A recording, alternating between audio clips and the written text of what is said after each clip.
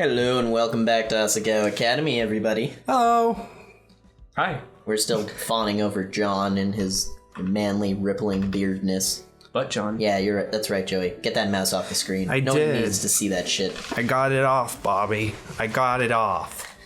All right, now read your line, which I think is yours. It's an internal monologue. That's me. But John wasn't in class that day. It was unusual. What even happened? I don't know, but not totally unexpected. I forget every time. John was falling behind with preparations for the play he had been working hard. So like the last few episodes, I believe we started to date JonTron. It wasn't the best. He bought a really expensive birdhouse for Jacques with all his YouTube monies. With all his YouTube money, and he ended up. He like yelled at us, and we helped him build the birdhouse. While he was yelling at us. While he yelled at us, and then he was like, "Okay, see you later, bye." That was cool. Instead of kissing us, he talked about his puzzle gaming. Yeah, I remember that. That was pretty dramatic. I don't know. I've got some sparse words for John. Yeah. What the fuck, dude? Yeah. Seriously, man. Anyway, it wouldn't surprise me if he skipped class to build a set or review costume designs. Man, if he's building sets, what does he need trees for? What is this, a play? The Lorax? I think it's Romeo and Juliet, Bobby. Shut up. So, when class finally ended, I headed to the theater, intent on accepting John's offer and helping any way I possibly could. I opened the door and to the theater, it creaking with what felt like deliberate menace. The light from Phantom Menace. Yeah, very. That was my door opening noise. I got it. I was commenting on Cody's sick ref to the Phantom Menace. It's not a sick ref, it's a sickly ref. Sure. The light from the open doorway cascaded through the audience seats and down onto the stage. But nobody came. What? Wow, sounds like a pretty disappointing orgy. Wow. I mean, yeah. The house lights were off, only a few lights dimly lit on the stage. Maybe the drama club didn't meet every day. I mean, that's pretty commonplace. But it was weird to have those lights left on if nobody was around. I wasn't about to go fiddling in the dark with stage equipment, though. Maybe John was resting in his dorm room. I turned to leave when something made me pause. It was the pause button. Was that a sneeze? Someone was whimpering. Oh no. Concerned, I stepped down towards the stage. Hey! Listen! Anyone there? She got really raspy. What are you from, Brooklyn? No. Hello! I'm Toad! My voice echoed, bouncing off the walls backstage. There was a slight chill to the air. The further down I went, and the stillness caused goosebumps to creep up my arms. I heard it again, this time to my right. Sniff, sniff. Sniff, sniff, sniff, snarf. Hesitantly, I followed the sound, heart pounding hard enough to shake my vision. Snarf, snarf. A dark form emerged, huddled against the wall. Sniff. Who are you? What are you doing here? I took another step closer, and my vision adjusted. I was John, hunched over something in his hands. His face was pale, and lined with smudged tears and sweat. Looked like he hadn't moved in hours. John! Jane! I rushed to his side as he attempted to stifle his sobs. He reached an arm towards me. I took his hand in mine. Hannah, it's terrible. What happened? Are you sick? Are you hurt? With another stifled cry, John shifted, and his lap was a tangled mess of wire, bolts, and green. No! Jacques! What happened to Jacques? Realization hit me like pot shattering against the floor. That can't be. Jacques, he's... John stared at the mess in his lap, shaking his head. What happened? John howled, crouching over Jacques' mess of a body again, and I checked myself. It was too soon. John was too volatile of a state to really be talked to. Instead, I rubbed his back, trying to talk in a soothing voice. He brayed like a walrus. Well, it's okay. It'll be okay. Who's mocking me? He's a robot, so he can be repaired. It's my calm voice. He can be rebuilt if worst comes to worst. John continued shaking his head, completely inconsolable. I had no idea whether Jacques could be fixed or if he was just losing it. Instantly, I shifted into caretaker mode. I gently placed a hand on the side of John's head, stilling its near constant shaking, and pushed it onto my shoulder. Shh. It'll be okay. We'll figure out something. It'll be okay. Focus on the sound of my voice. Isn't it soothing, calming, and relaxing? I'm Just here. like noise. It'll be okay. Ow, that's actually starting to hurt. Dude. Welcome to Cody's life. Right. I tried to murmur calming things, humming songs, and gently rocking him back and forth. Back when I was still living with Back with you. back with my Fajer, Pleasure. and started having panic attacks. This is what he would do to calm me down. I squeezed my eyes shut, praying it would work for John too. Eventually, John's trembling calmed. He sniffled, then he wrapped an arm around me, hugging me like a teddy bear. We stayed like that for a while. I don't know how much time passed, but I eventually lost feeling in my legs. John finally spoke to me. Jacques the most important thing to me. What am I gonna do if I don't have him? I pulled out of our embrace, searching his face. You'll be alright, John. You're much stronger than you think. Believe me. Believe in me. John swallowed, turning away from me. From somewhere within, he gathered the strength to pull himself together. After another second or two, he sat back on his heels and looked at me. Thanks, Hannah. He was still very clearly upset, but at least he was coherent. I nodded. Maybe there's a way we can fix him.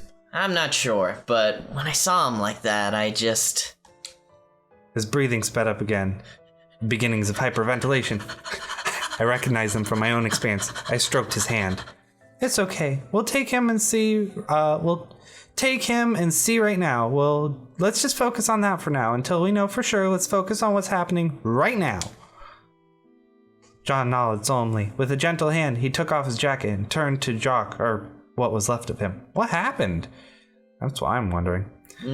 He placed everything in his jacket, then bundled it all together in his arms. When he had checked that there were no holes bolts could drop out of, he nodded at me. Let's go! It's me! Woohoo! Thank you so much for playing my game. Anyway. We rushed from the theater to Bluebell House, heads down to avoid eye contact with the students. Thankfully, due to the chill in the air and the lack of sun, few students were out. Dab. Except for Greg, he was a weirdo. Oh look, these windows reflect the cloudy sky. I swear to God, I'm gonna have a migraine. I can't. Why with this background but not the other? I know, right? Neither of us were interested in answering their questions that were sure to come once people saw the look on John's face.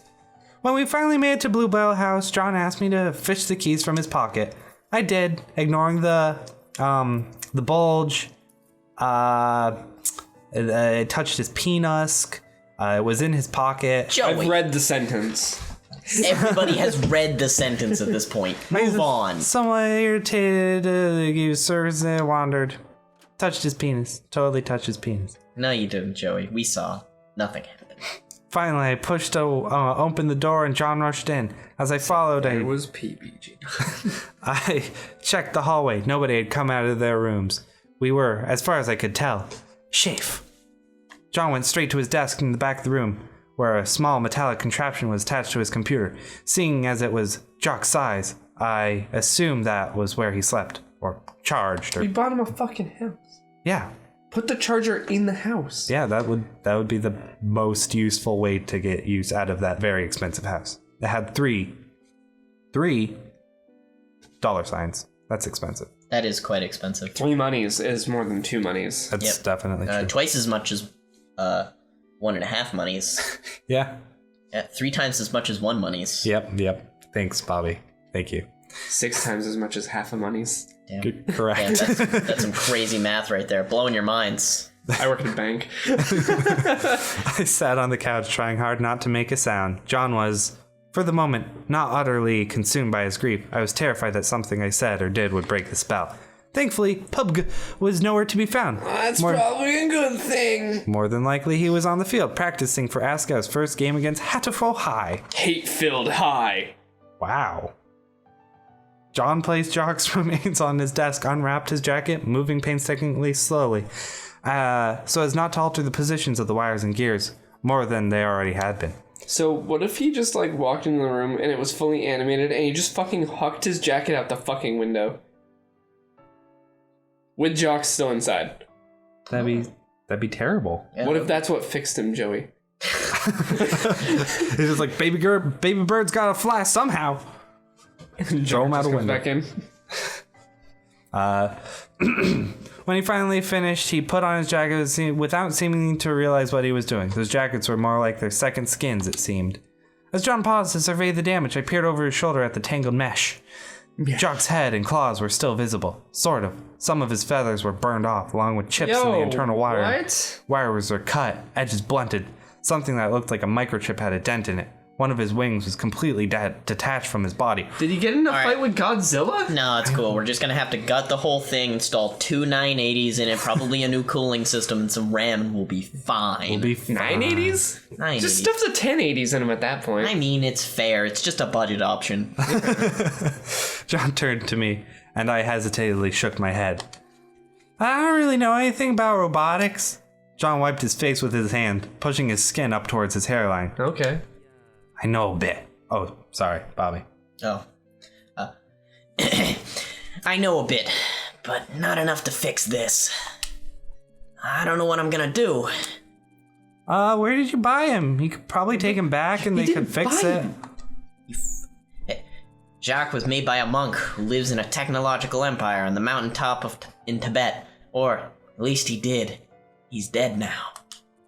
Some real fucking Doctor Strange Wakandan bullshit. Still get updates through the guy's grandchildren. They update the operating system for him because it was easier to figure out than how some old man managed to make a fully functioning AI and a robotic bird shell and stick the two together. Sure.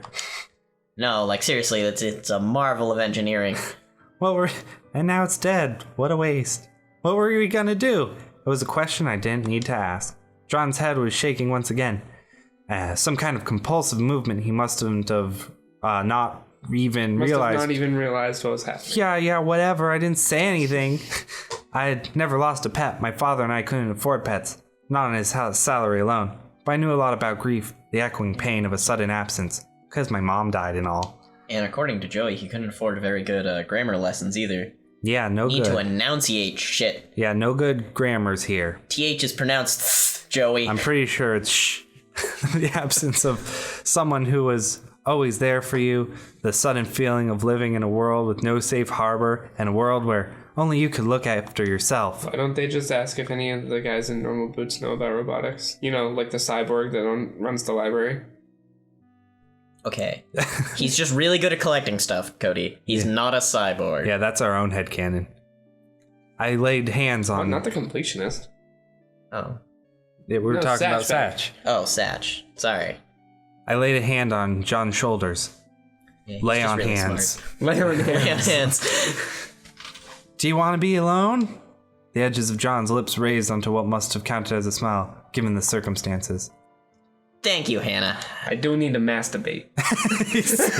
He sat down in his desk chair and became as still as a rock. Before I left, I grabbed a blanket sitting on what I assumed was John's bunk and draped it around his shoulders. I had a feeling he'd like that for a while. He just goes like, fuck, this is PBGs. You're always fucking everything up, Hannah. You're fucking everything up but my dick. Whoa. Calm down, Cody. None of that talk. No, fuck that. As I approached the door, John stirred from his reverie. Reverie. Please don't tell anyone about this, Hannah. Please. I nodded. My! You will not believe the day I had! He turned back to his desk. I crept out of the room, shutting the door gently behind me. Pubga would come back from practice eventually, and he would find John there. Pubga had a very calming personality. He'd be able to handle things. He'd be able to help a little, at least to keep watch over John. I wish there was more I could do. But There wasn't, because the end of the episode's here. Oh, shit. Well, I mean, nicely wrapped up, Hannah, on your part, but, I don't know, work on that whole consoling thing a bit more. Yeah, My maybe voice is not very consoling. Yeah, use a different voice, probably. Yeah, no, I don't think that worked out very well. Yeah. But we will be sure to see how this concludes Next time! Yeah, next. On Squiddly Splooch. I pressed the load button. Save data. Save. There we go. Fix it good. Fix it good. All right, bye. Bye. Bye.